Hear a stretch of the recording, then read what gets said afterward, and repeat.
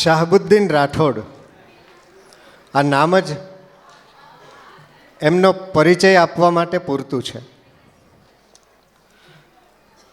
કવિ અંકિત ત્રિવેદી એમને હાસ્યસિદ્ધીન રાઠોડ કહે છે, કારણ કે એમના જ શબ્દોમાં કહું તો મર્યાદાનું સ્તર ઊંચામાં ઊંચું રાખી સહકુટુંબ સૌ સાથે બેસીને હાસ્ય માણી શકે તેવું હાસ્ય રજૂ કરવું, સ્ટેજ પરથી નીચે ઉતરી જવું પણ કક્ષાથી નીચું ન ઉતરવું, આ જેનો જીવન મંત્ર છે.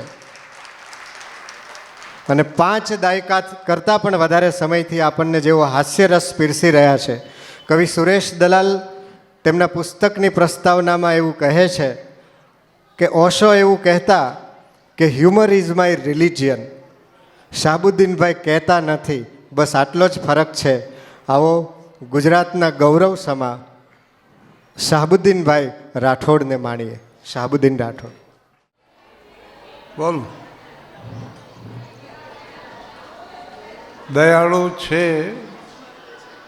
દયાળુ છે તમે માંગો ને માંગો તોય દેવાનું.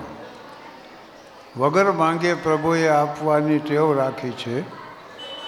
દુઃખોને હંમેશા એકલો હું સંઘરી લઉં છું, ખુશીને મેં હંમેશા વેચવાની ટેવ રાખી છે. કરો કાંઈ દિલરૂબાને જો સજા તો રાગમાં કરજો. કતલ બોલની કરવી હોય તોય બાગમાં કરજો.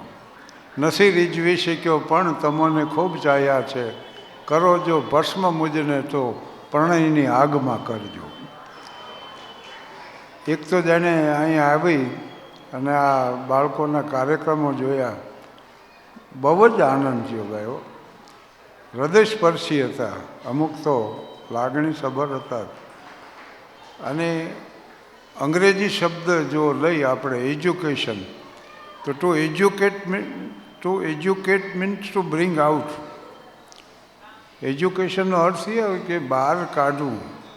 એટલે એમાં જે કંઈ સારું છે, જે કળા છે, સાહિત્ય છે, સદભાવ છે, જે કંઈ સદગુણો વિદ્યાર્થી ભાઈઓ બહેનોમાં છે એને બહાર લાવવાની પ્રક્રિયા, એનું નામ શિક્ષણ.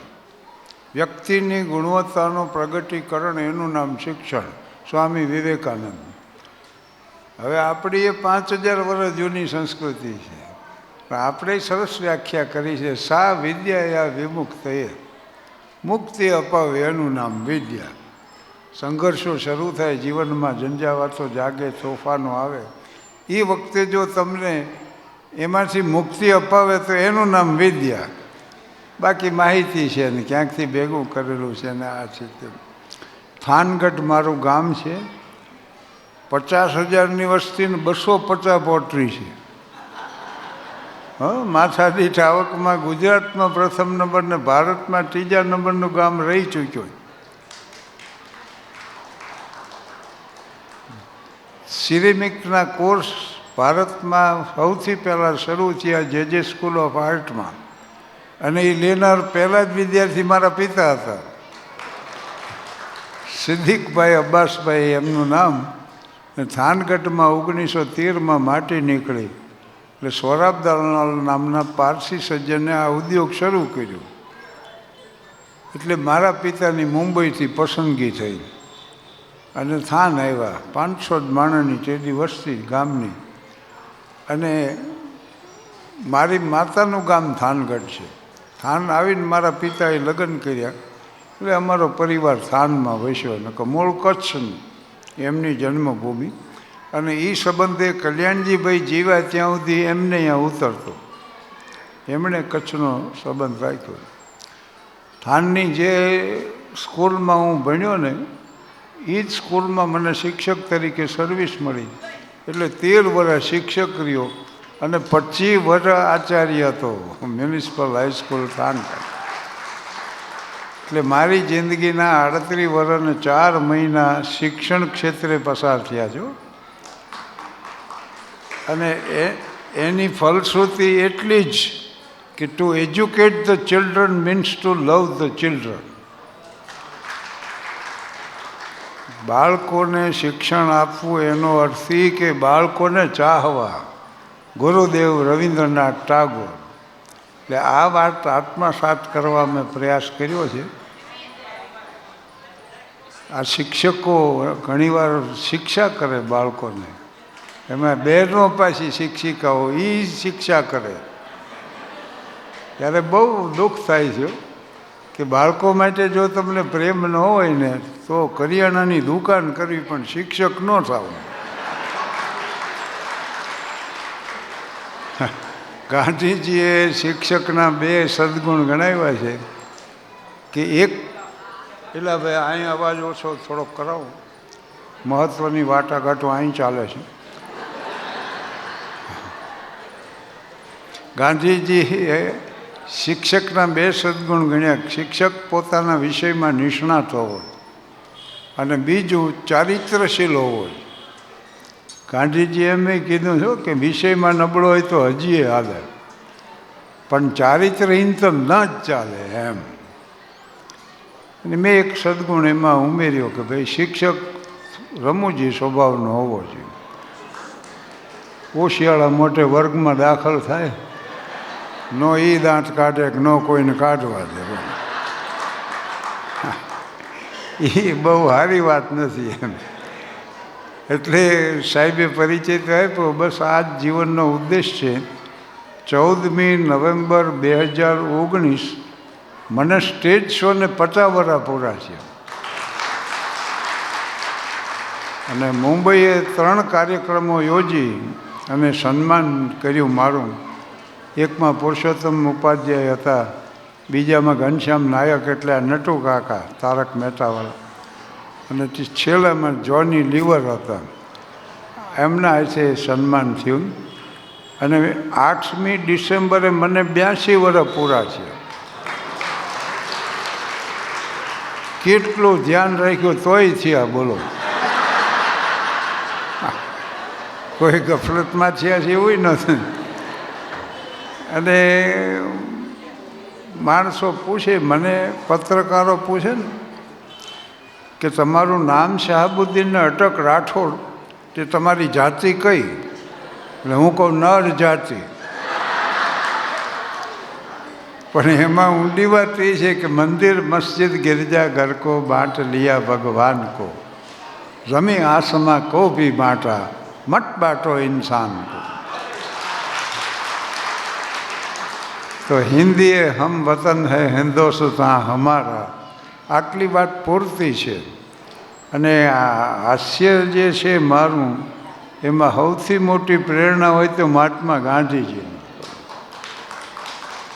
ગાંધીજીની 2 વાત યાદ રાખ્યા જેવી છે. અત્યંત યાતનામાં, વ્યથામાં, દુઃખમાં ગાંધીજી હસી શકતા ને એમણે એમ લખ્યું છે કે મારામાં હાસ્યવૃત્તિ ન હોત તો મેં આત્મહત્યા કરી હોત. અને બીજી વાત એ કે ગંભીરતા વગરનું હાસ્ય અને હાસ્ય વગરની ગંભીરતા આ 2 વ્યર્થ છે.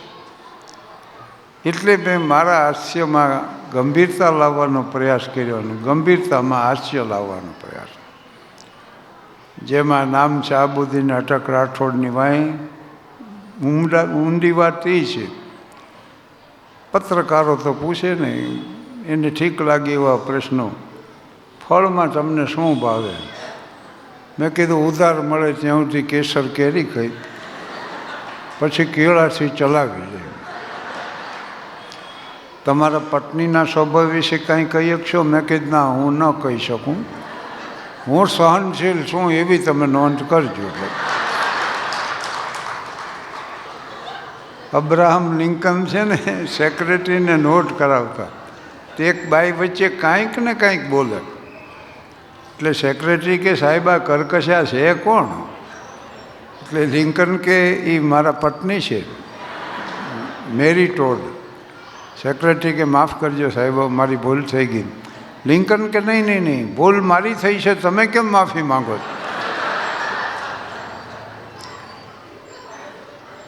અને ગાંધીજી પછી જો કોઈની સણોસરા આંબલા લોકભારતીમાં મેં કાર્યક્રમો આપ્યા છે, મનુભાઈ પંચોળી દર્શક સમર્થ સાહિત્યકાર, એ મારો કાર્યક્રમ રાખતા અહીંયા. મનુભાઈ એક વાત મને સમજાવી હતી કે હ્યુમરમાં રિયલાઇઝેશન થવું જોઈએ, રિએક્શન ન આવવું જોઈએ.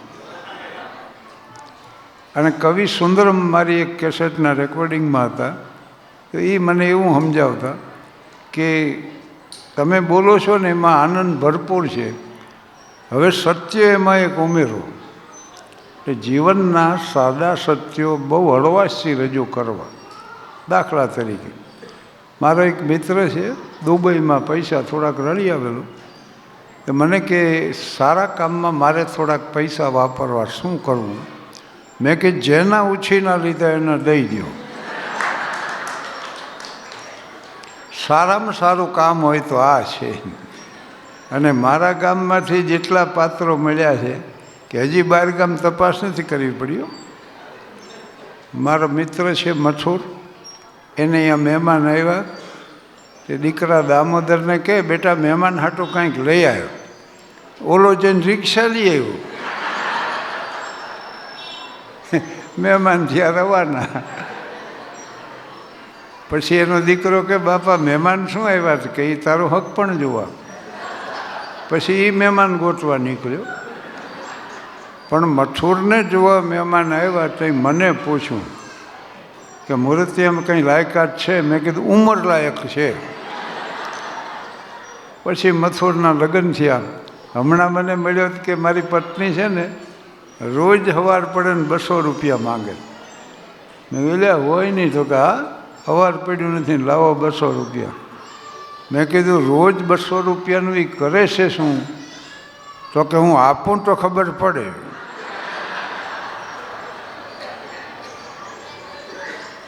અને શૈક્ષણિક સંસ્થા છે એટલે એને અનુલક્ષીને વાત કરું તો શાળા એટલે શું? હાલો, જ્યાં વિદ્યાર્થી ભાઈ બહેનો ભણતા હોય એને શાળા કહેવાય. શિક્ષકો એને ભણાવતા હોય એને શાળા કહેવાય. પણ ત્રીજું લક્ષણ એનું એ છે કે શિક્ષકો જ્યાં ભણતા હોય, અને બહુ ઓછા ઠેકાણે જોવા મળે છે. શિક્ષકને પૂછો કે ભાઈ હરમાન હેસનું સિદ્ધાર્થ વાંચ્યો તમે? નહીં વાંચ્યું હોય. પોસ્ટ ઓફિસ જેવી દુનિયાની ઓક્સફર્ડ યુનિવર્સિટીએ 10 ટેલ્સ નામનું કલેક્શન કર્યું. દુનિયાની 10 વાર્તાઓ લીધી, એમાં એ લેટર નામથી પોસ્ટ ઓફિસ લે. કોચમેન અલી ડોસર જે વાત આવે ધૂમકેતુની, તો શિક્ષકો પોતે ભણતા હોવા જોઈએ.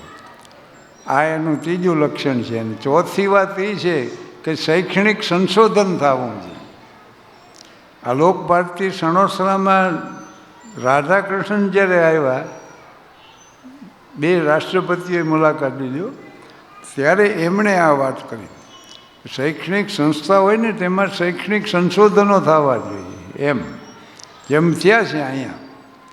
અને નથુરામ શર્માજીની પ્રેરણાથી નાનાભાઈ ભટ્ટે શરૂ કર્યું, ત્યારથી લઈને અત્યાર સુધીનો ઇતિહાસ એ તમે તો જાણો જ છો, કારણ કે તમે ભૂતપૂર્વ વિદ્યાર્થી રહી ચૂક્યા છો આના.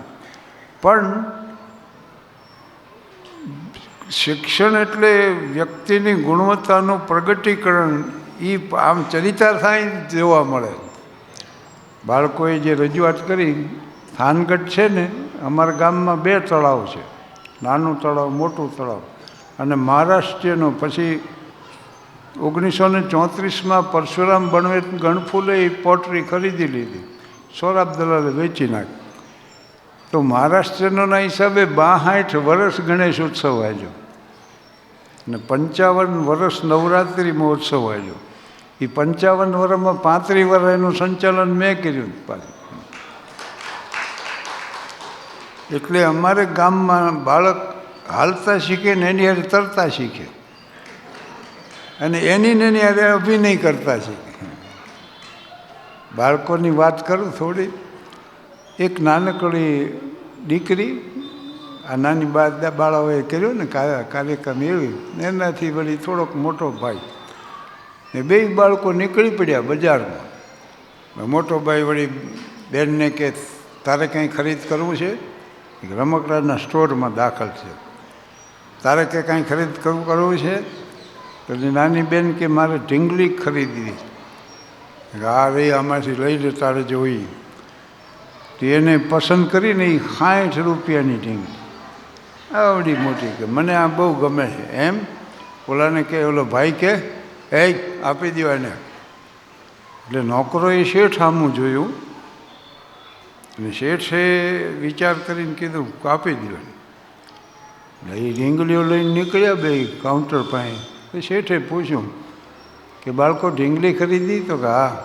પૈસા છે ને તમારી પાસે? બાબો કે હા. ચડીના ખિસ્સામાંથી સમુદ્રના છીપલા કાઢીને મૂક્યા ટેબલ. હાલ્યો. શેઠે છીપલા સામે જોયું, બાળકોના ચહેરા સામે જોયું, ઢીંગલી સામે જોયું અને બાબો કે ઓછા છે, લાવો બીજા આપો. એને વળી બીજા છીપલા કાઢીને મૂક્યા. પૈસા ગણતો એમ ગણ્યા હોને, થોડાક પાછા દીધા કે આ તમે વધુ આપી દો. ને ઢીંગલી લઈને બાળકો તો વહી ગયા. પછી સ્ટોરવાળાએ કીધું કે શેઠને કે આ 60 રૂપિયાની ઢીંગલી સમુદ્રના ચીપલા મૂકીને લઈ ગયા અને તમે આપી દીધી પાછી. એટલે શેઠે જવાબ આપ્યો એ યાદ રાખ્યા જેવો કે આ બાળકો મોટા થશે તેથી તો એને ખબર પડશે ને કે સમુદ્રના છીપલા બદલે ઢીંગલી લઈ આવ્યા હતા. એ મોટા થઈને આ જ પ્રમાણે બીજા બાળકોને આપશે.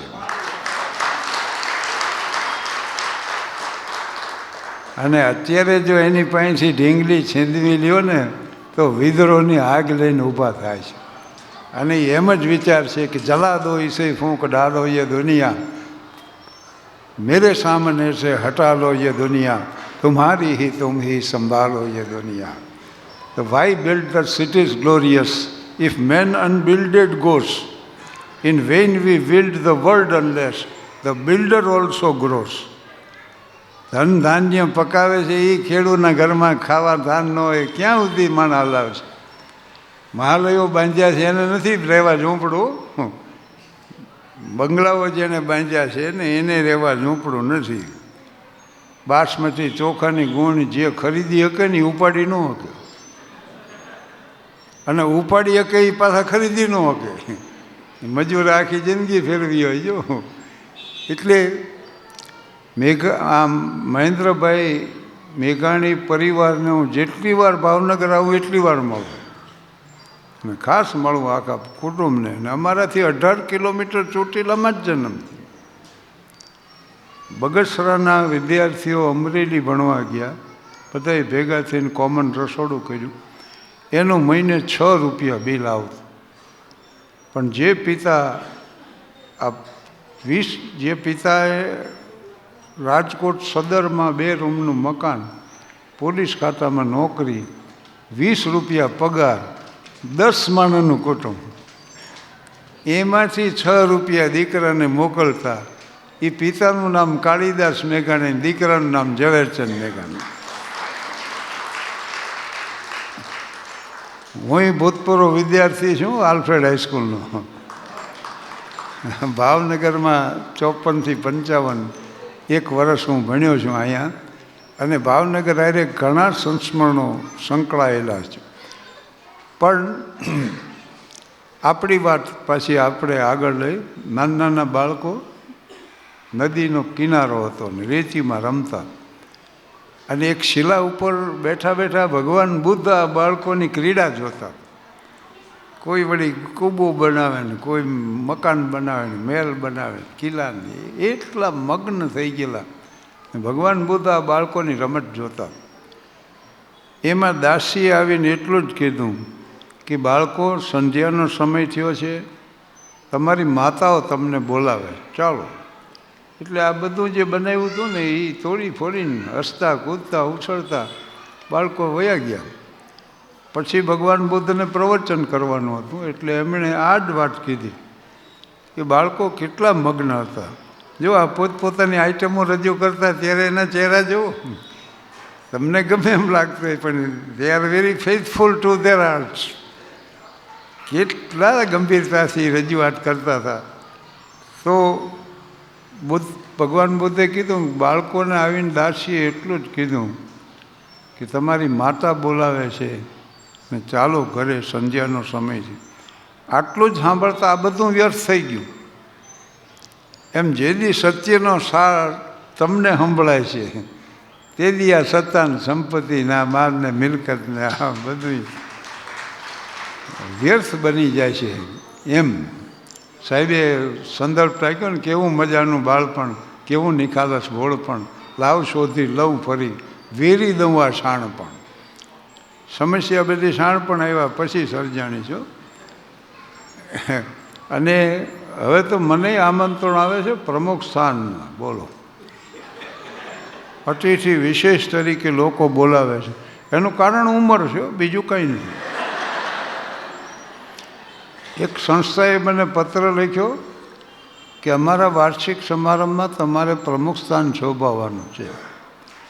હું એટલો બધો ખુશ થઈ ગયો, મેં તરત એને સ્વીકૃતિ પત્ર લખી નાખ્યો. એ લોકોનો વિચાર બદલે એ પહેલાં. પછી મેં કાગળ વાંચ્યો ને વિગતવાર, ત્યારે ખબર પડી કે પાગલખાનાનો સમારંભ.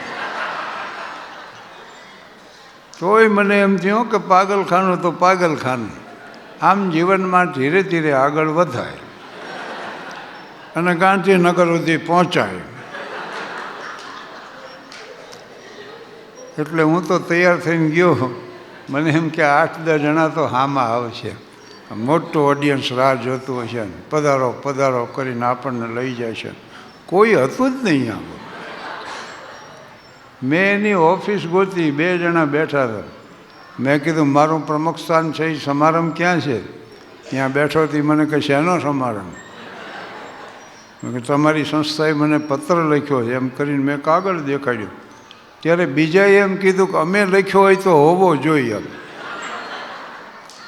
અને એ જ જઈને સેક્રેટરીને બોલે એવો. મને એ સેક્રેટરીને કે હાલો જલ્દી, એક પ્રમુખ આવ્યા છે અને સમારંભ ગોતે છે. એટલે સેક્રેટરી પહોંચે એવા. એણે કીધું કે હા છે ગોઠવો, ટેબલ ગોઠવો, ખુરશી ગોઠવો. ટેબલ ને ખુરશીઓને કર્યું કમઠાણ ભેગું. પાગલખાનાના સમારંભમાં કોણ આવે? પાગલોને બેહર્યા સામે ઓડિયન્સમાં. એક અતિથિ વિશેષ આવ્યા, જૂના રાજકારણી, ચૂંટણીમાં હારી ગયેલા. એ અતિથિ વિશેષ હું પ્રમુખ અને પાગલખાનાનો સમારંભ થયો શરૂ ભાઈ.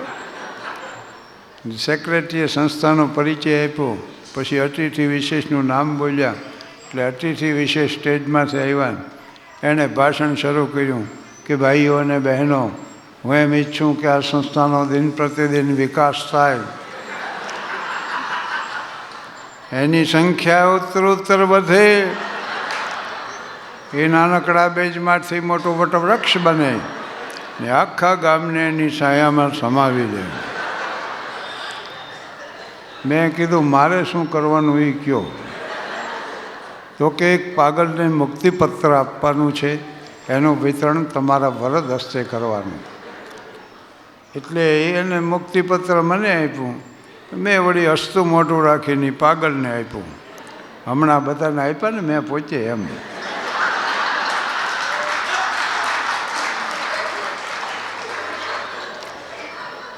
એટલે મેં એને મુક્તિપત્ર આપ્યું. હું ન બોલ્યો તો કોઈ પ્રશ્ન નહોતો, પણ મને એવી મૂર્ખાઈ સૂજી.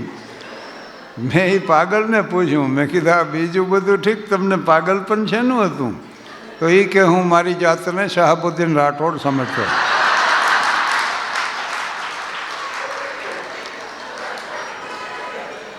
મેં કીધું એટલે શાહબુદ્દીન રાઠોડ હું છું?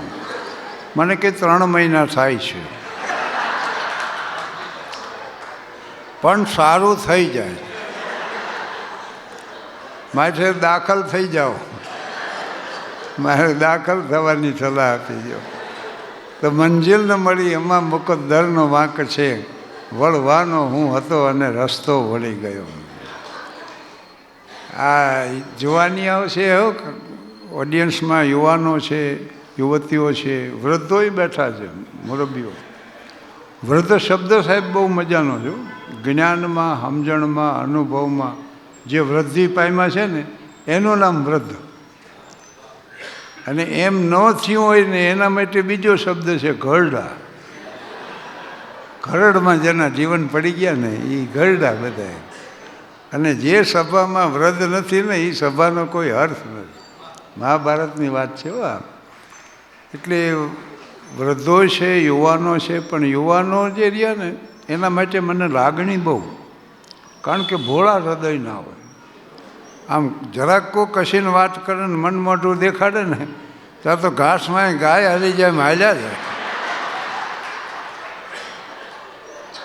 કોકના સામાન માંડે ઉપાડવા, કોકના છોકરા રમાડવા માંડે. ખિસ્સામાં પૈસા ન હોય ને આઈસ્ક્રીમનો ઓર્ડર આપીને બેઠા હોય ને. આ બધું યુવાનીમાં સહજ છે. સમંદરના તરંગો ચાંદનીમાં દિન લાગે છે, પવનની લહેર પણ ઝળકી ઉઠેલી બિન લાગે છે. એ કુદરતો કે માનવ એક સરખો છે અનુભવવા, જુવાની હોય છે ત્યારે બધું રંગીન લાગે છે. અને આમ કોકડા ઘોડે સારથી ફૂલાવીને જે જુવાનિયા ફરતા હોય ને, જમાનો હોય કાળો નાગ તો હું પણ મદારી છું, પછાડું ઉડતા પંખીને એવો હું શિકારી છું, ખરેખર બાદશાહ બેતાજ છું આખી આલમનો, છતાંય આપની મીઠી નજર કાજે ભિખારી છું. અને વાત વાતમાં જે જુવાનિયા કહેતા હોય ને, સમાજ કો બદલ ડાલો, હિન્દુસ્તાન કો પલટ દો, દુનિયા કે ઇતિહાસ કી કરવટેं બદલ ડાલો, આવી વાતો કરતો એને ખાલી પરણાવી દો. ત્રીજે વર્ષે ખબર પડે ઘરની દિવાલ રંગાવ્યા જેવી છે, બાકી કાંઈ કર્યા જેવું નથી. થાનમાં તળાવની પાળે અમે બેઠેલા, એમાં અમારો એક મિત્ર આવ્યો, વિઠ્ઠલ એનું નામ.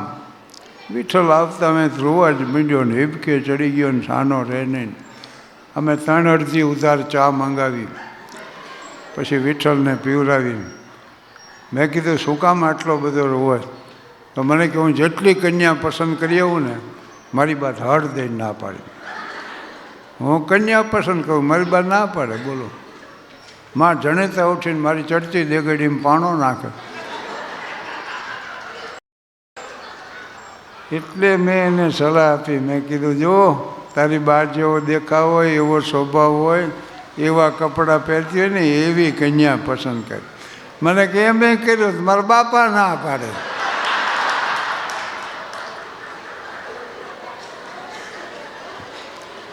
અને બીજો અમારા મિત્ર ધીરજલાલ કાપડિયા એનું નામ, અને BAમાં ગુજરાતીનો વિષય લઈને પાસ થનાર ગામનો પહેલો ગ્રેજ્યુએટ. અમારા ગામે એનું સન્માન કર્યું. હીરોને સ્ટેજમાંથી બેહાર્યો, બધાએ એની પ્રશંસા કરી. અને પ્રતિભાવમાં ધીરુએ એક ભાષણ કર્યું, એમાં તો ગામ આખું મીંડ્યું વાહ વાહ કરવાનું, નાચમાં ડંકો દેવાઈ ગયો. અને મીંડ્યા હકપણના કાગળ આવો, પણ ધીરજલાલ કાગળ વાંચીને કે કન્યા ગ્રેજ્યુએટ છે? બોલા કે ગ્રેજ્યુએટ નથી. તો ગ્રેજ્યુએટ કન્યા વગર મારા સાહિત્યિક વિચારો હું કેની પાસે વ્યક્ત કરું? મારી આ ઉર્મિઓની અભિવ્યક્તિ ક્યાં જઈ કરું? મને કોણ સમજશે? આવી વાયડીએ ચડી ગયો. એ ગ્રેજ્યુએટ કન્યાની તપાસમાં હાથ વરા ગયા. પછી ધીરુએ ધોરણ ઘટાડ્યું કે હવે ઇન્ટર હોય તો ઇન્ટર ચાલશે, હું જ ચલાવી લઈશ. 4 વરા ગયા ઇન્ટરમાં. પછી જેવું માથે આવી ગયો કે હવે મેટ્રિક પાસ ને કરો તપાસ. મેટ્રિક પાસનો મેળ ન ખાધો. અત્યારે ધીરજલાલને 39મું વર્ષ ચાલે છે. અને હવે એમ કહે છે કે કન્યાને અક્ષર જ્ઞાન હું આપીશ. કન્યાને અક્ષર જ્ઞાન હું આપીશ, પણ મને ડાળે વરગાડો. ઉગ્ર સ્વભાવનો થઈ ગયો. લગ્નના ઢોલ નથી સાંભળી શકતો. શેરીમાં કોકની આ લગ્ન હોય ને ઢોલ મંડે વાગવા તો ધીરું બાજવા દોડે. બીજી શેરીમાં વગાડો. ઓલા કે લગ્ન અમારે અહીંયા, ઢોલ બીજી શેરીમાં વગાડવા જઈ તારા દખે. ગામમાં જાગરણ હોય ને ત્યાં બહાર ગામ ગયો જાય. બોલો, પછી એને ખબર પડે કે અહીંયા જાગરણ છે. અને તમે તો ભાવનગર જેવા શહેરમાં રહ્યો છો, પણ ગામડા એટલે ક્યાંક ખંકળાયેલા હશો ખરા. ગામડામાંથી અહીં આવીને વસ્યા હો એવું બને. અમારે અહીંયા ગામડામાં છે ને વરરાજો હોય એનો બેડી એવો માફો જાળવવામાં આવે. વરરાજા માટે સવારના પોરમાં ગરમા ગરમ ગાંઠિયા, હારે ગરમ જલેબી પાછી, અને આખી કીટલી ભરીને ચા. વરરાજોએ સમજતો હોય કે આજ તો કોઈ કહેવાનું નથી, ધરવાહેઠ ગાંઠિયા ખાઈ જાય, જલેબી ઉકેલી મૂકે, 3-4 કપ ચા પી જાય, પછી તમાકુવાળું પાન ગલોફે ચડાવીને વરરાજા તૈયારી કરે શેની જંગલ જવાની. ગામડામાં લેટ્રિન બેટ્રિન ન હોય, પણ વરરાજો જંગલ જાય ને તો એ કોટ પહેર્યો હોય, માથે સાફો પાછો હોય, સાફામાં વળી કલગી હોય, બગલમાં તરવાર ભરાવી હોય, અણવર પડખે લોટો લઈને હાલે.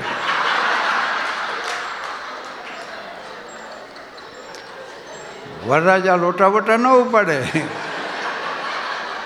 એ તો આમ છાતી કાઢીને હાલે. અને એટલું જ નહીં હોય, ઢોલી આગળ ઢોલ વગાડતો જતો હોય,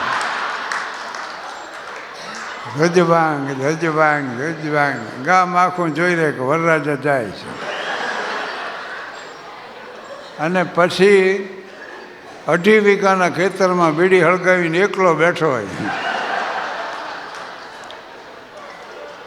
આ મેં વિઠ્ઠલની વાત કરી, પછી ધીરજલાલ કાપડિયાની વાત કરી. આ છેલ્લી વાત જે છે ને, બને ત્યાં સુધી કહેતો નથી ક્યાંય, પણ હવે આ ઘરનો ડાયરો સમજીને પેટ છૂટી વાત કરું. પડદા નહીં જબ કોઈ ખુદા છે, બંદો છે પડદા કરના ક્યાં. હું હેડમાસ્ટર થયો ને ત્યાર પછી મેં લગ્ન કર્યા, તો કન્યા જોવા તો જવું પડે. હું ગયેલો, અમે ગયા તો ચા પાણી નાસ્તો આવ્યો, 2-3 વડીલો મીડિયા પ્રશ્નો પૂછવા. હું એટલા બધા સારા જવાબ માંડ્યો આપવા. મને એમ કે ઘર બંધાય, મારો કોઈ બદ ઈરાદો નહીં. પણ મારી બધી વાત સાંભળી લીધા પછી એવડે મને કે વડીલ વાત તમારી મુદ્દા નહીં, પણ મૂર્તિઓ જોયા પછી ખબર પડે. પતી જવા દે ભાઈ, પતી ગયું. હા, કાંઈ વાત. એટલે આના વાત તો યુવાનોને ગામે ગામ એટલે કહું છું કે ભાઈ પસંદગીના ધોરણ બહુ ઊંચા ન રાખવા. આપણી લાયકાત હારીને હારે જોતું રહેવું. નકર એસટી સ્ટેશન પહોંચો, લક્ઝરી બધી ઉપડી જાય, હાદી હોંઠ વહી જાય, અને પછી પસ્તાવાનો પાર ન રહે ને એમ ન કરો. સમયસર ગોઠવાઈ જાઓ. અને ત્યાર પછીનો તબક્કો, સારા ઠેકાણે હક પણ થાય, પછી ધામધૂમથી લગ્ન થાય, દેશ વિદેશમાંથી મહેમાનો આવે, અને સુખી સંસાર શરૂ થાય ને.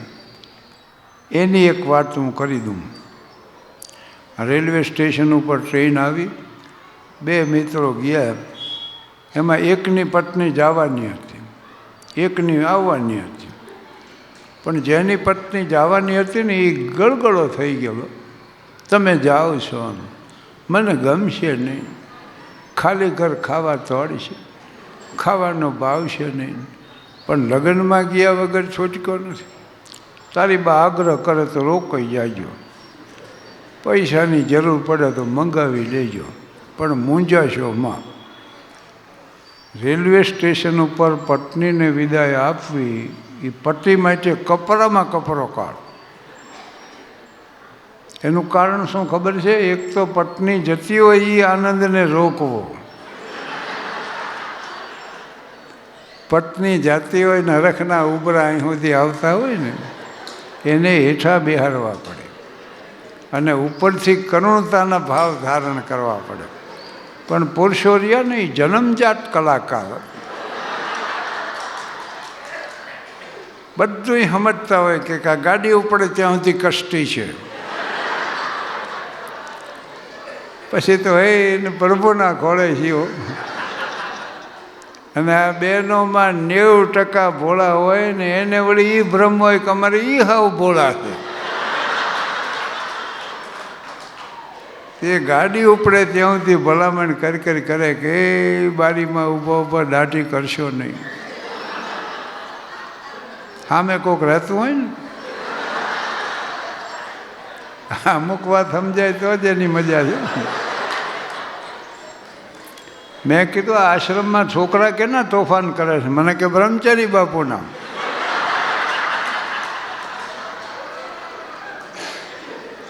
એક જણો મને કે આ માણા મગજ વગર કેટલા વર્ષ જીવી શકે?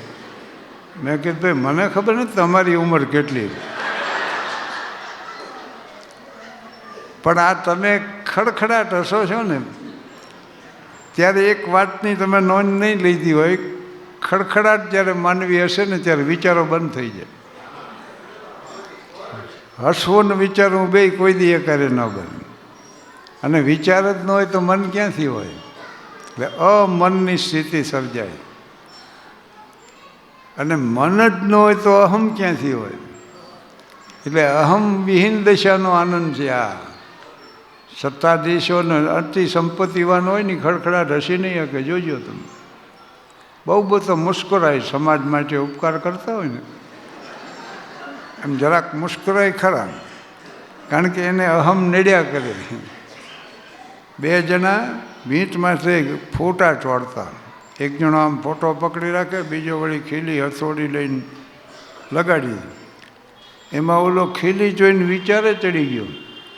એ કે ઓલાને કે જો આ કંપનીવાળા કેવા મૂર્ખ છે, આ ખીલી રહીને ઊંધી કાઢી છે, અને વાહે ટોપકું છે ને આગળ અણી છે. ઓલો વળી વિચાર કરીને કે કંપનીવાળા મૂર્ખ છે કે તારામાં અક્કલ નથી? આ ભીંતની ખીલી છે, આ ભીંતની છે. આમ ના મજા આવ્યા. અહીં ફોટો લગાડવાનો ત્યાં નીકળ લગાડીએ બધા.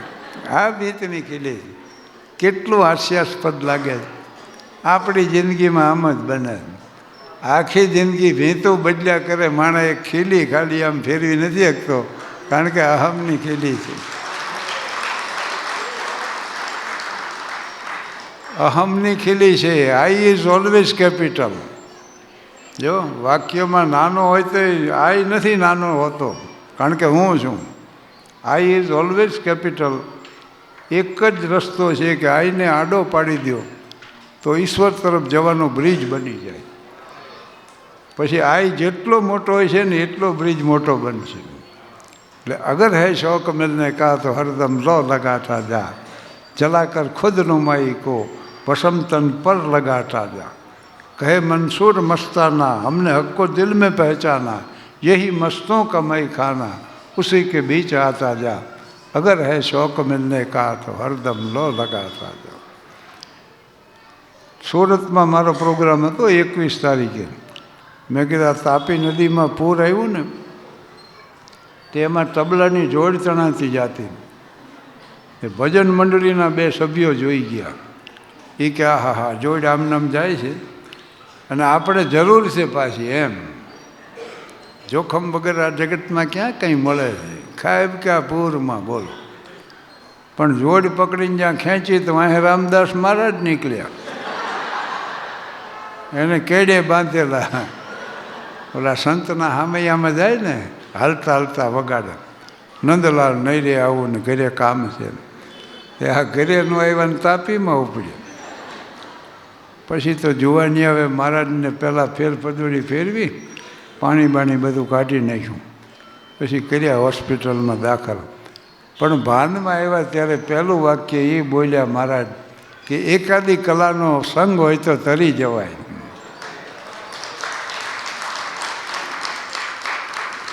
જીવનમાં એકાદી કલાનો સંગ હોય ને તો તરી જવાય.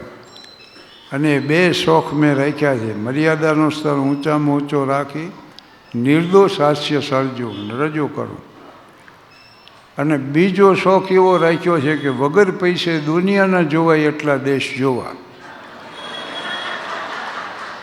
એટલે હું 25 દેશ ફરી આવ્યો છું. 25 દેશ હું ફરી આવ્યો છું ને એમાં 22 દેશમાં મેં કાર્યક્રમ આપ્યા. અને જે દેશમાં ગયા ને અહીંયા ભારતના ગૌરવની વાત કરી. ટીકા અહીંયા આવ્યા પછી ક્યાં નથી થતી. એટલે જોવાય એટલા દેશ જોઈએ. અને હવે સમય રહે તો હું પાછી વાત કરીશ એની થોડી. હજી આપણે રેલવે સ્ટેશન ઉપર ટ્રેન ઊભી છે.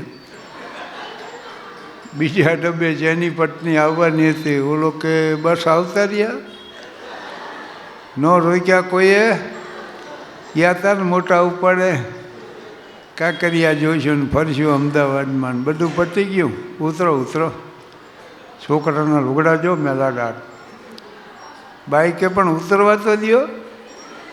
મીંડ્યા વડસકા ભરવા, પડખેના ડબ્બે જુઓ કેવી હારી હારી વાતો કરે. ઓલો કે એ લોકો જાય છે, એ લોકો જાય છે ને તમે આવ્યા. મારું ગામ થાનગઢ છે ને, એમાં હું 60 વર્ષથી મને સાંજે ફરવા જવાની ટેવ છે.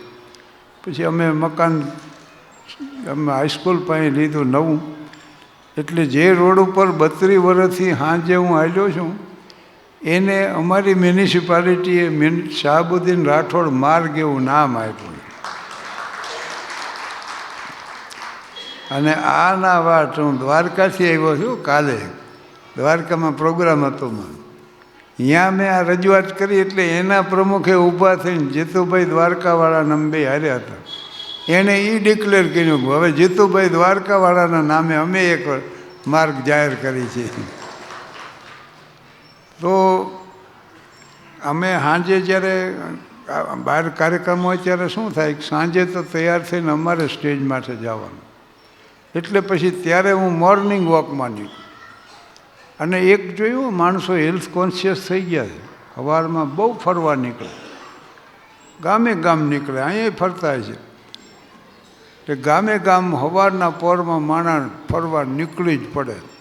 ઘણા તો એવા જાડા હોય ને કાંઈ લુગડામાં હમાતા ન હોય, મદનિયું હાલ્યો જાય એમ સવારમાં ઉપડ્યા આમ કરતા. આ બહેનોના શરીર વધી જાય, માથું તો કંઈ શરીર એટલે વધે નહીં. પછી આમ પાછળથી જુઓ ને મોટા ગોળામાં નાનકોક બુજારો મૂક્યો હોય ને એવું લાગે. અમારે એક બહેનનું એવું જાડું શરીરને ઉનાળામાં નીકળ્યા ધોમ ધકેલું, કંઈક કામ હશે. પેલા બાલ મંદિરના બાળકો મીડિયામાં એમાં હાલવા, એ બેન ખીજી ગયા કે હે કેમ મારી પાછળ આવો. એ બાળકો કે તમારા છાયામાં હાલ્યા આવી, આમ નામ ઘર સુધી પહોંચી જઈતો. અને તમે જોજો જ્યારે તમે જાડા માણાની વાત કરો ને ત્યારે એમ કે રમૂજી સ્વભાવના, જ્યારે જેવો તે હસતા ને હસતા ને તે પણ એ બીજું કરી શું શકે, એ કોઈની વાંહે દોડી શકે. બેહારો અહીંયા બેહી રહે, ફૂલમાં હોકછી પડી હોય ને એમ બેઠા હોય. કાંઈક લાવી દો તો ખાઈ ખરા હો બેઠા બેઠા.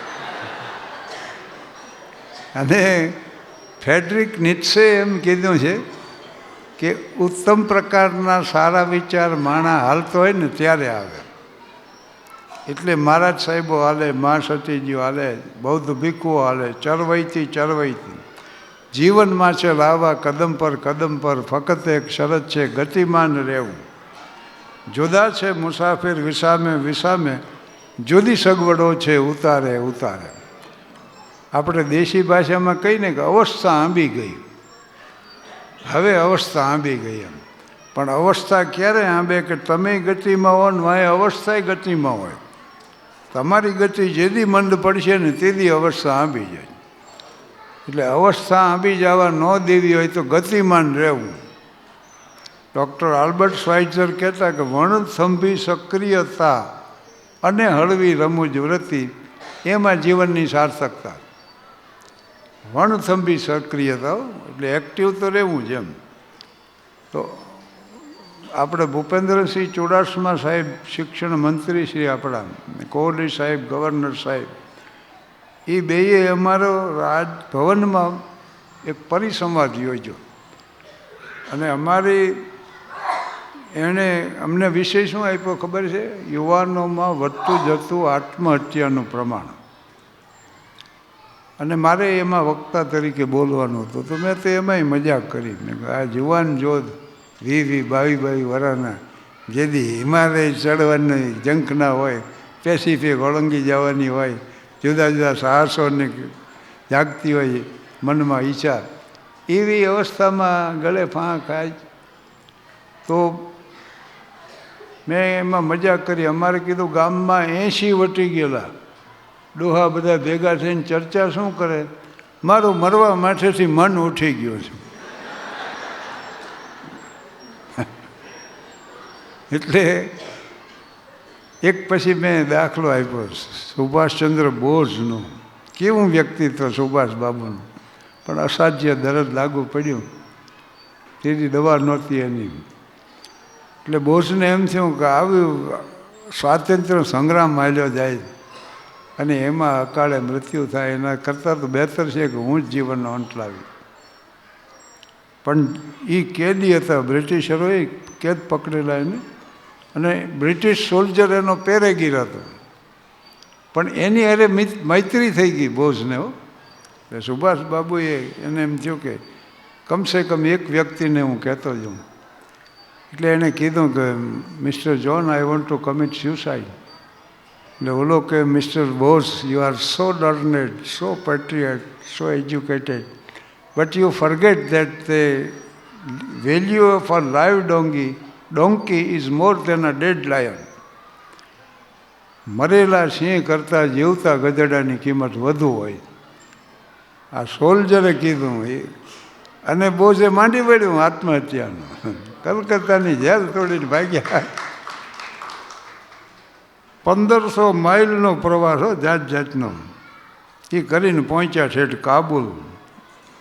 ઉત્તમચંદ, લાલા ઉત્તમચંદ એના મિત્ર હતા. એને પઠાણી વેશમાં એક જોયો હોય છે ફોટો તમે અહીંયા.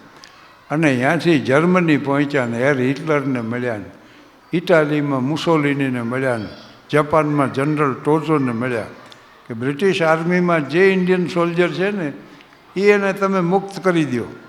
એમાંથી હું આઝાદીની ફોજ બનાવી અને ભારતને મુક્ત કરવા પ્રયાસ કરી. તો આવી અસર થાય.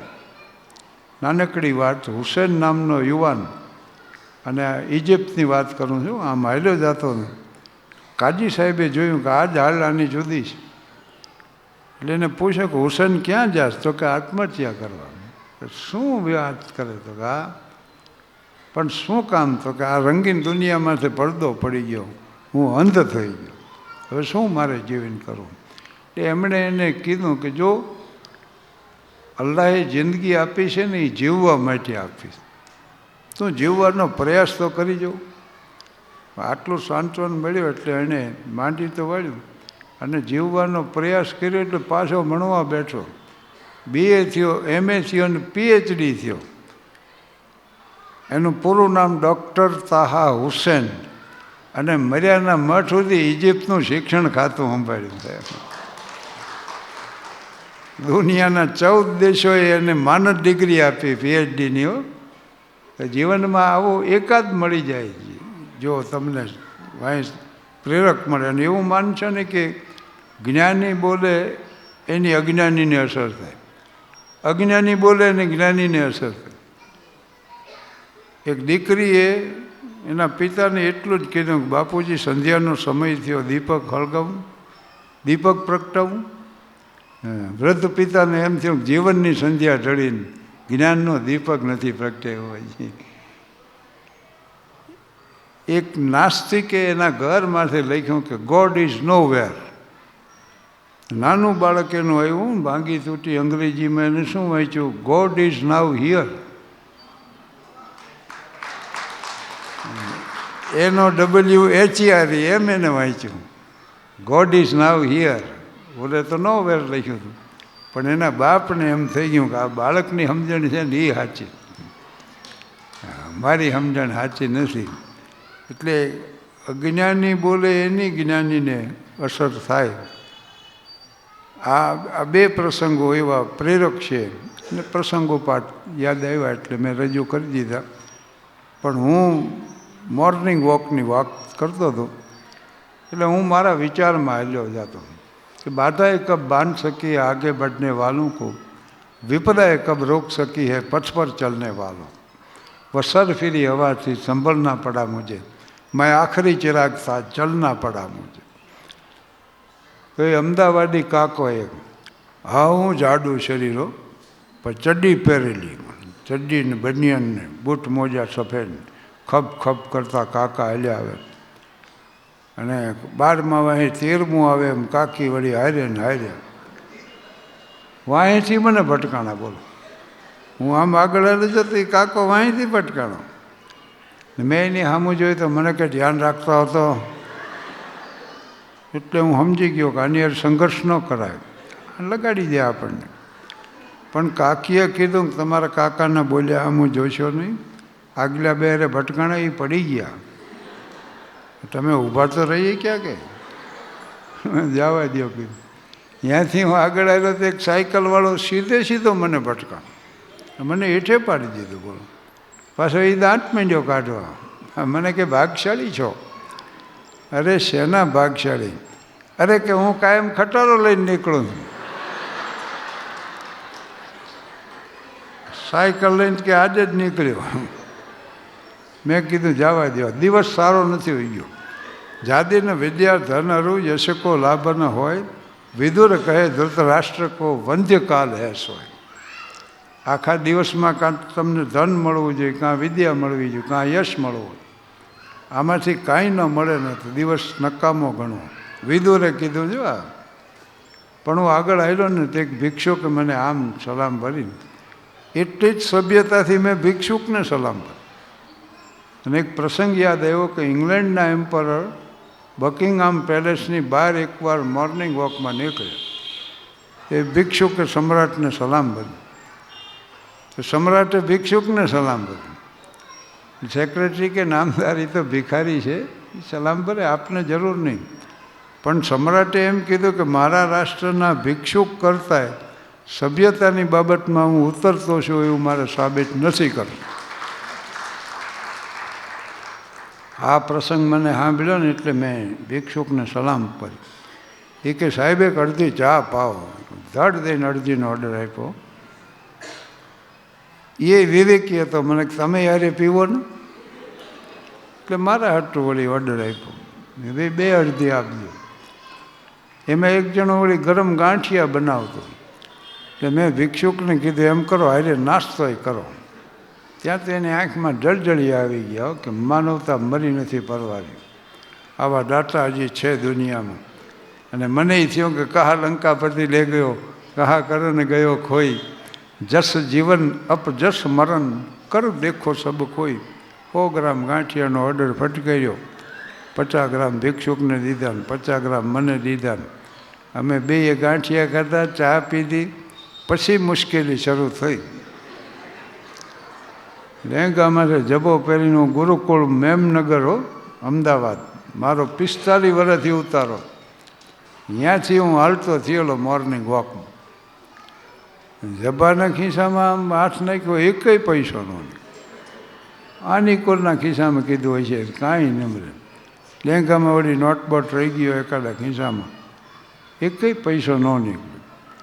અને મને તો ગુરુકુળમાં સવારના પોરમાં ગરમા ગરમ રોટલી અને હારે પાછી ચા ને નાસ્તો કરાવે. બપોરે જમાડે, ક્યાંય જવું હોય તો વાહન મૂકી જાય.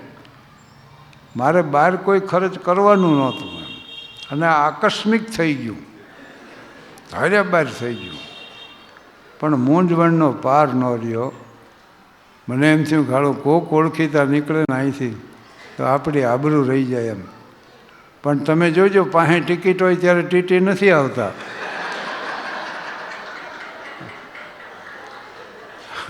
અને ખરેખરી ભૂખ લાગી હોય તેથી સામે આમંત્રણ નથી હોતો.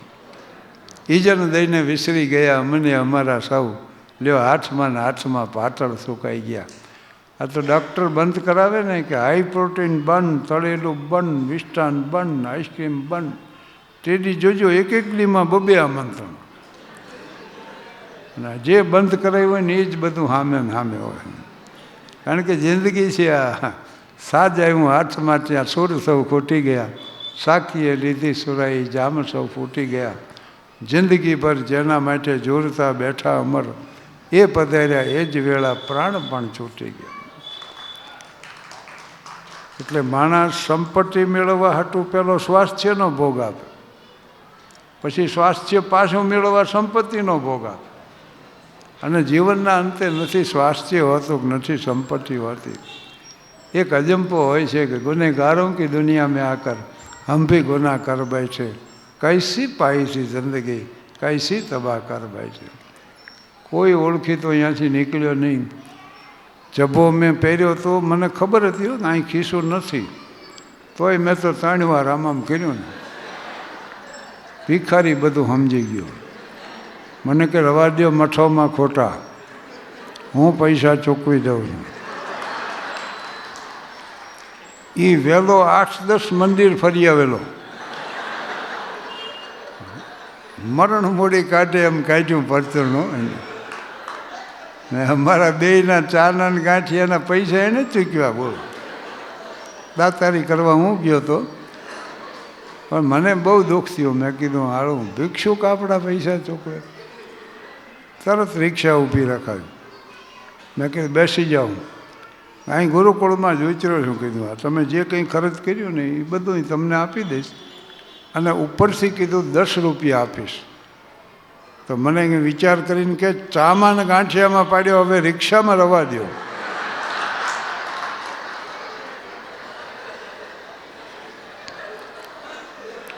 ચામાં ને ગાંઠિયામાં પાડ્યો મને કે બોલો હવે રિક્ષામાં રવા દો. અરે ભલામણા, મેં કે થોડોક તો વિશ્વાસ રાખ, હું ગમે એમ તો કલાકાર છું. તો મને કે કલાકાર રહેશો, નહીંતર ભિખારી પાસે કોઈ પૈસો ન કઢાવી શકે.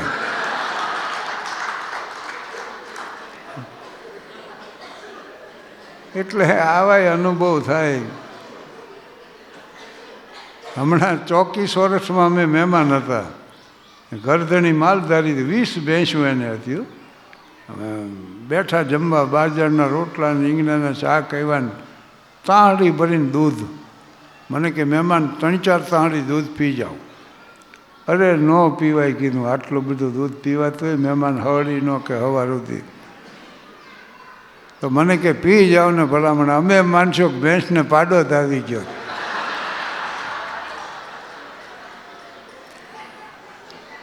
એટલે જે સંવેદના, કલાકારના જીવનનો ઉદ્દેશ શું હોય ખબર છે? સંવેદન જગાવવું. પણ જે સંવેદનનો તમને અનુભવ કરાવો એ સુખદય હોય ને દુઃખદય હોય. દુઃખદ સંવેદન હોય.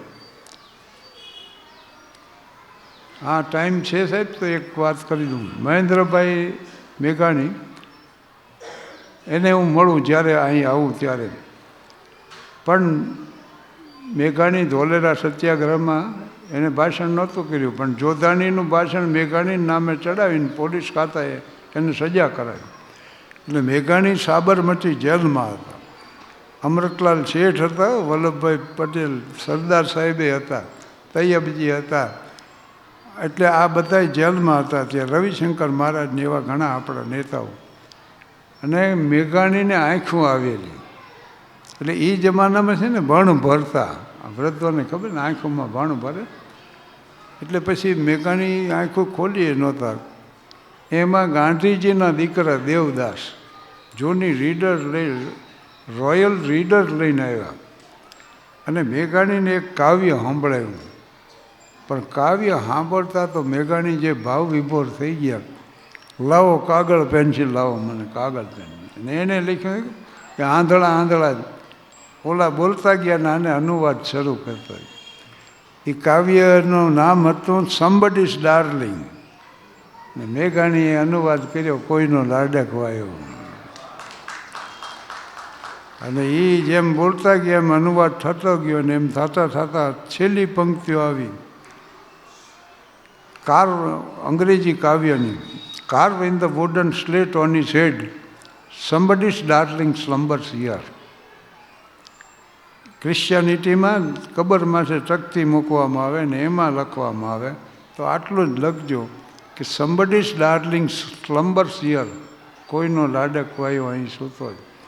પણ મેઘાણીએ જે ભાવાનુવાદ કર્યો કે એની ભસ્માંકિત ભૂમિ પર ચણજો આરસ ખાંભી, એ પથ્થર પર કોતરશો નવ કોઈ કવિતા લાંબી, લખજો ખાક પડી અહીંયા કોઈના લાડક વાયા નહીં. અને ગુજરાતી સાહિત્યનું અમર કાવ્ય રચાણું આ. અને એકવાર એવું બન્યું કે કિશનસિંહ ચાવડા વડોદરામાં આ કાવ્ય ભણાવતા વર્ગમાં. કિશનસિંહભાઈ વર્ગમાં કાવ્ય ભણાવતા અને બન્યું એવું કે મેઘાણીયા જ નીકળ્યા. એટલે કિશનસિંહ ચાવડાએ કીધું કે આ કોઈના લાડક વયાની જનેતા જાય જુઓ વિદ્યાર્થીઓને કહે. અને મેઘાણી સાંભળી ગયા, એ તરત પાછા આવ્યા અને વિદ્યાર્થીઓને કીધું કે હું એની જનેતા નથી, હું એની આયા છું. પણ એથી મેં આગળ થોડોક પ્રયાસ કર્યો તો મેરી દલા કોસ્ટ નામની એક ફ્રેન્ચ યુવતી, આ પરિવાર ફ્રાન્સમાં રહેતો, આ દીકરી શિક્ષિકા હતી, પણ સંજોગો એવા થયા ને કે અમને આ દેશ છોડી દેવો પડ્યો. એટલે આ લોકો અમેરિકામાં જઈને સેટલ થયા અને ત્યાં ફ્રેન્ચ ભાષાની શિક્ષિકા તરીકે નોકરી મળી ગઈ.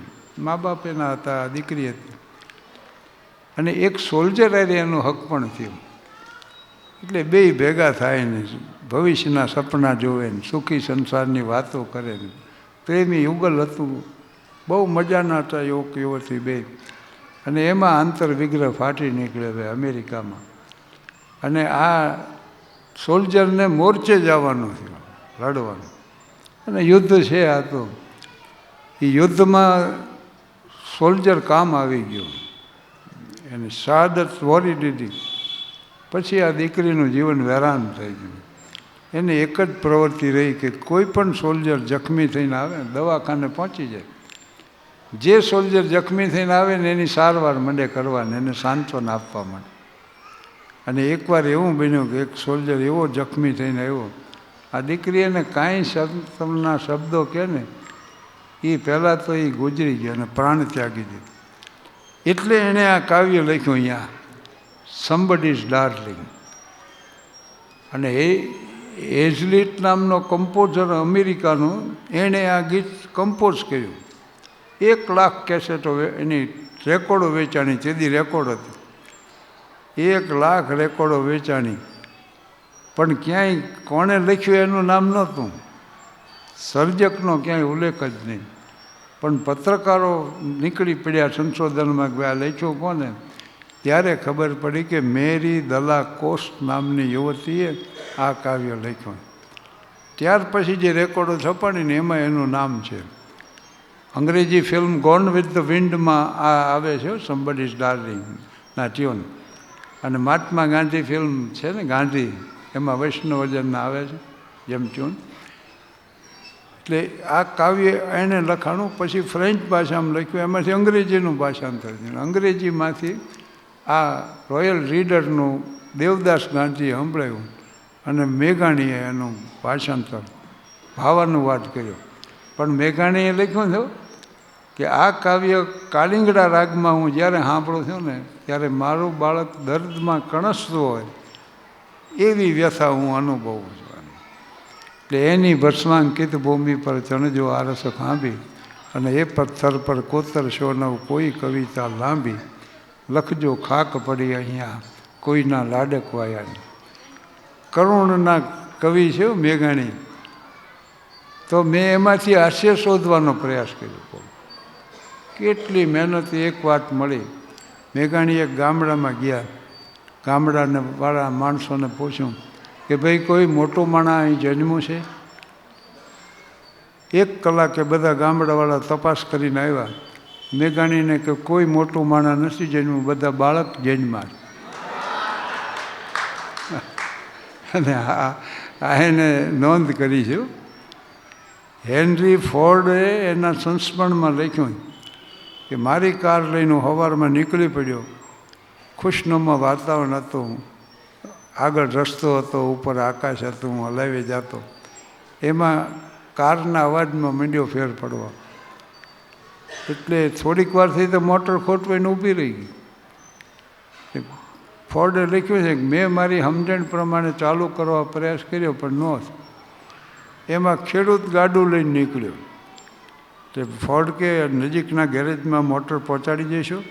ઓલો કે પહોંચાડી દઉં દોરડું કાઢ્યું એને ફોર્ડની કાર ગાડામાં એ બાંધી દીધી ઢળીને લઈ ગયો ગામડાનું ગેરેજ રિપેર કરી દીધું ફોર્ડે એનું બિલ ચૂકવી દીધું અને $10ની નોટ આપી ખેડૂતને ઓલો કહે મારે નથી હોતા નહીં લ્યો ને લ્યો તોય ખેડૂતે ના પાડીને એટલે ફોર્ડે કીધું કે સંકોચ ન રાખો હું હેનરી ફોર્ડ છું ફોર્ડ કંપનીનો માલિક ત્યારે ઓલા ખેડૂતે શું કીધું ખબર છે સાહેબ તમે ગમે હો હું એટલું સમજું કે ફોર્ડ આવા ઠોઠા લઈને ન નીકળે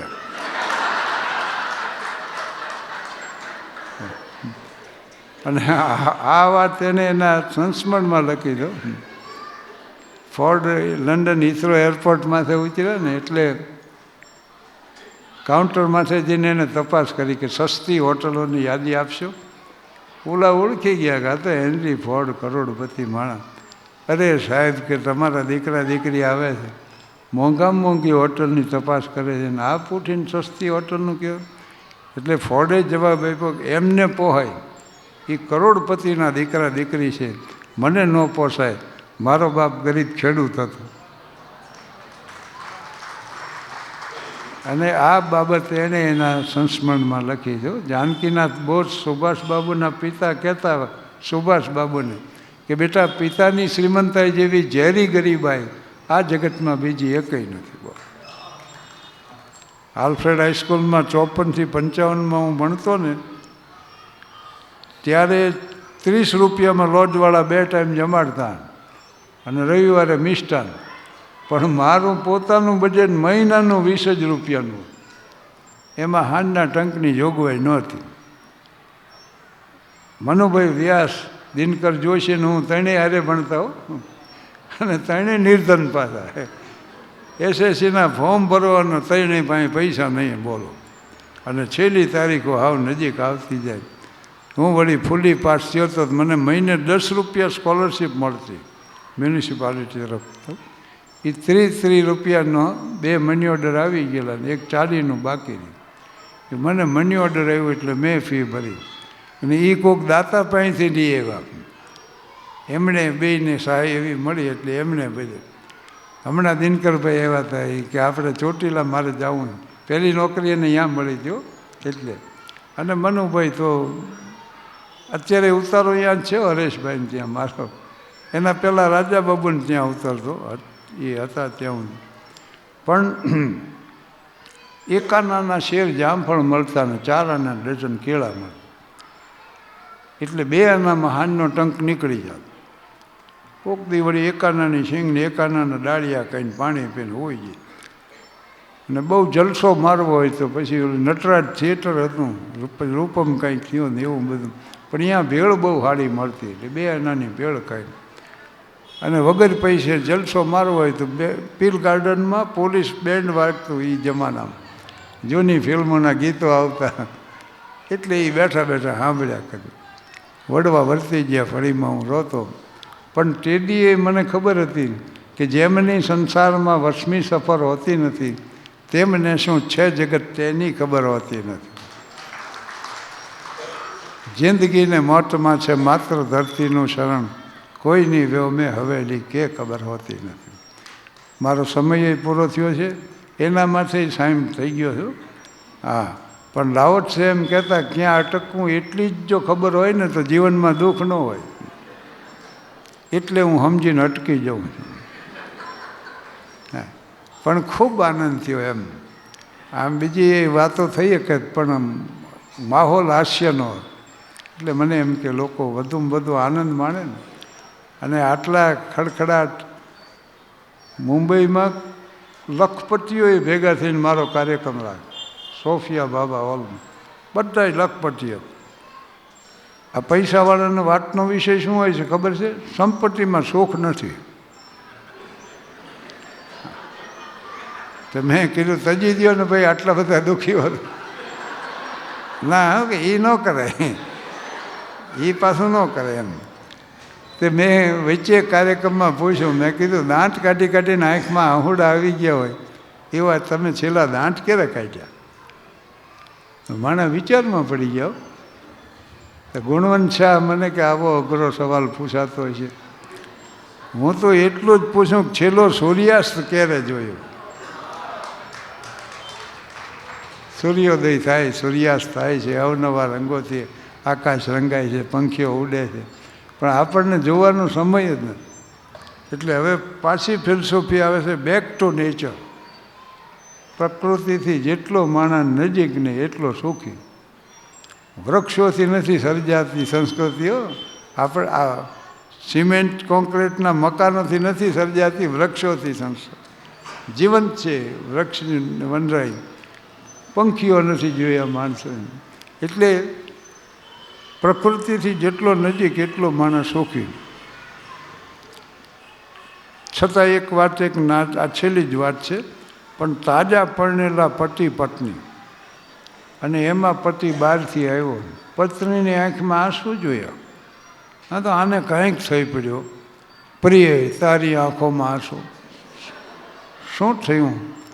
પત્ની વળી કે મેં તમારો પાટલોને ઇસ્ત્રી કરી. અરે કે આટલા બધા નોકર ચાકર હોવા છતાં તારે આવું કામ કરવાની શું જરૂર હતી? પત્ની કે તમે બહારથી આવો તો એમ કહી શકો કે મેં ઇસ્ત્રી કરી. આ શરૂઆતમાં આવા ઉભરા આવે. એનો પતિ કે ભલે કરી, પણ કે ઇસ્ત્રી પાટલુન માથે પડી રહી હતી, પાટલુન બળી ગયું. તોય એનો પતિ કે ભલે બળી ગયું. મેં જ્યારે સૂટ સીવડાવ્યો છે ને, સૂટ સીવડાવ્યો ત્યારે પેન્ટ એક્સ્ટ્રા સીવડાવ્યું. કોટ એક જ છે પણ પાટલુન બે છે. પત્ની કે એ તો મને ખબર છે, બીજા પાટલુનમાંથી થીગડું કાપીને મેં આ રફઈ કરી નાખ્યું.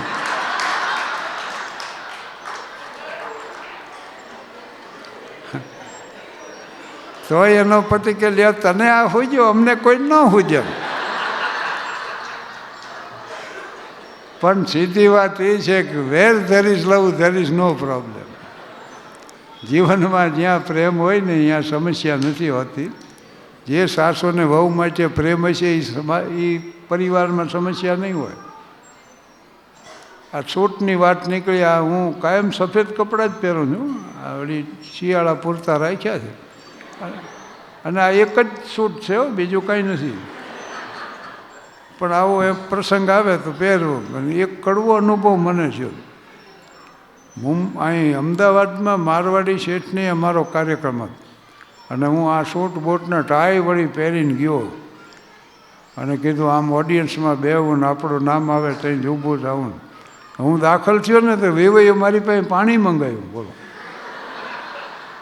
મારો મને કહે પાણી લઈ આવો. હું તો એની સામું જ જોઈ રહ્યો. પણ ભગવાન મહાવીરની એક ફિલસૂફી મને યાદ આવી કે જીવનમાં જે ઘટના ઘટે ને એનો પ્રતિભાવ આપ્યા પહેલાં એનું નિરીક્ષણ કરી લેવું, તો કર્મ નિર્જરા થઈ જાય છે. પછી વ્યક્ત કરવા પણ નહીં રહે. આવી કર્મ નિર્જરાની આમ જૈન ભાઈઓને ખબર છે કે આવી ફિલસૂફી છે. પછી મને ખબર પડી કે વેઇટરે સૂટ પહેરીને ફરતા. ગોટો એમાં થયેલો, ઈવડે એ સૂટ પહેરીને ફરતા, હું સૂટ પહેરીને દાખલ થયો. પછી તો એની અરે જ મને મારો પરિચય કરાવ્યો અને કે ભાઈ આજના કલાકાર. પછી એને સંકોચ થયો. વળી નાસ્તામાં શું હતું, ખીરમાં જલેબી નાખીને ખાવાનું, એવો નાસ્તો હતો એ મારવાડી પરિવાર. હું ખીર લઈ આવ્યો અને જલેબી નાખીને એવું ખાટું લાગ્યું. હું આવો નાસ્તો હોય કે ક્યાંથી શું કરી આવ્યો તો? મેં કહ્યું આમાંથી ખીર લીધી, વાંચી જલેબી લીધી. એ ખીર નથી કે જલેબી બનાવવાનું ખીરું છે.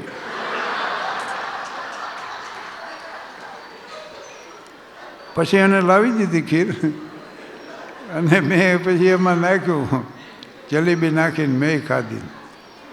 અમારા એક મિત્ર બહુ સોફિસ્ટિકેટેડ જમવાનું હોય ને એમાં વળી ચીપિયાથી ભજીયું ઉપાડીને ડીશમાં મૂકવાનું. તો એ ચીપિયોને ભજીયું બે લેતા આવ્યા. મેં કીધા ચીપીઓ ક્યાં રેલ આવ્યા? અહીંયા લાઈન અટકી ગઈ, ઠામું ગઈ. મૂક્યો પાછો ચીપીઓ મૂક્યો એટલે એ વળી મૂકી આવ્યા. એટલે આપણા જીવનમાં બનતા હોય બનાવ, પણ આપણે જે માણસ પોતાની મૂર્ખાઈ ઉપર હસી શકે છે ને એ સૌથી નિખાલસ માનવી છે. એટલે આમ નામ બોલે જવું તો તમે શરમમાંય સાંભળ્યા કરું, પણ હું સમજીને બંધ કરું છું. અને તમને કાવ્યનો શોખ હોય તો આખું બોલી દઉં. આ મુકેશની તોહફા ફિલ્મની નઝમ છે.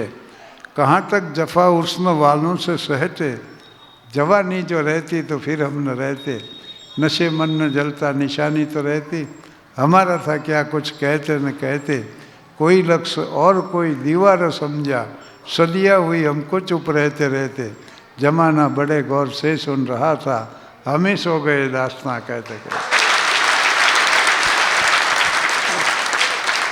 ખૂબ ખૂબ આભાર શાહબુદ્દીનભાઈ.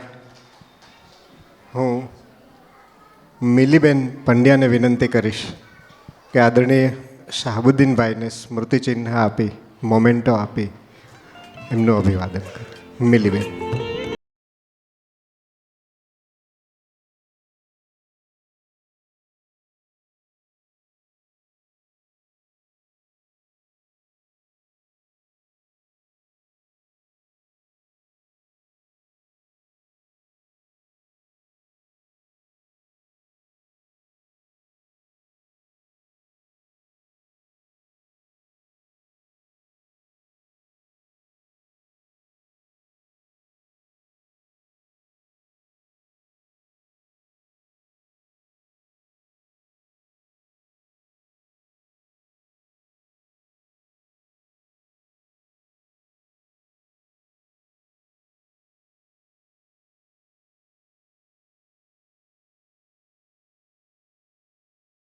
ને વિનંતી કરીશ કે આભાર દર્શન કરે.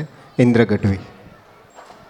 શ્રી દક્ષિણામૂર્તિ વિદ્યાર્થી ભવનના શતાબ્દી મહોત્સવમાં અત્રે આપણા મુખ્ય અતિથિ તરીકે ઉપસ્થિત આદરણીય શાહબુદ્દીનભાઈ ખાસ સમય કાઢીને આપણને સૌને હાસ્યરસથી તરબોળ કર્યા. એમનો સવિશેષ સમગ્ર દક્ષિણામૂર્તિ વિદ્યાર્થી ભવન પરિવાર તરફથી આપનો હૃદયપૂર્વક અમે સૌ આભાર માનીએ છીએ. આ શાળાના ભૂતપૂર્વ વિદ્યાર્થી અને જેણે ખૂબ સાહિત્ય સર્જન કર્યું છે એવા આદરણીય મહેન્દ્રભાઈ મેઘાણી અત્રે ઉપસ્થિત થયા આપણા આમંત્રણને માન આપીને. એમનો અને એમના પરિવારનો પણ હૃદયપૂર્વક આભાર વ્યક્ત કરીએ છીએ. દેશ વિદેશથી અત્રે પધારેલા તમામ એ પૂર્વ વિદ્યાર્થીઓનો પણ અમે હૃદયપૂર્વક આભાર વ્યક્ત કરીએ છીએ. જે ખાસ બહારગામથી સમય કાઢીને અત્રે આવ્યા છે એમનો વિશેષ આભાર માનીએ છીએ. અહીંયા આગળ ગઈકાલથી જ જે ઉપર પ્રદર્શન યોજ્યું છે એ પ્રદર્શનમાં ભાવનગરના જેટલા બાલ મંદિરોએ ભાગ લીધો છે એ તમામ બાલ મંદિરના સંસ્થાના આયોજકો, અધ્યાપકો, વિદ્યાર્થીઓ એ સૌનો હૃદયપૂર્વક અમે આભાર વ્યક્ત કરીએ છીએ. અત્રે ઉપસ્થિત તમામ પૂર્વ શિક્ષકોનો પણ અમે હૃદયપૂર્વક આભાર વ્યક્ત કરીએ છીએ. અને સૌથી સવિશેષ આ સંસ્થાના રિનોવેશન કાર્ય, ભગીરથ કાર્ય જે આખા મંડળે ઉપાડ્યું છે અને એમાં જે દાતાશ્રીઓએ દાન આપ્યું છે, અનુદાન આપ્યું છે એ સૌનો અત્રેથી અમે હૃદયપૂર્વક આભાર વ્યક્ત કરીએ છીએ. આ તમામ આયોજન માટે લાઇટ અને મંડપની વ્યવસ્થા કરવા માટે કિન્નરી અને સોલંકી કિન્નરી માઇક અને સોલંકી સાઉન્ડનો પણ ખૂબ આભાર. મુરારી મંડપ સર્વિસનો પણ હૃદયપૂર્વક આભાર. અને આ તમામ કાર્યક્રમોને જે બહોળી પ્રસિદ્ધિ અને પ્રસારણ કરી રહ્યા છે એવા અમારા પત્રકાર મિત્રો, પ્રિન્ટ મીડિયા અને વિઝ્યુઅલ મીડિયાના પત્રકારોનો પણ હૃદયપૂર્વક આભાર. સૌનો ખૂબ ખૂબ આભાર. એક સૂચના સૌને જાણ માટે કે ગઈકાલથી જે પ્રદર્શન ટેકરી ઉપર યોજ્યું છે એ આજે પણ સાંજે 5:30 સુધી આ પ્રદર્શન ચાલુ રહેશે.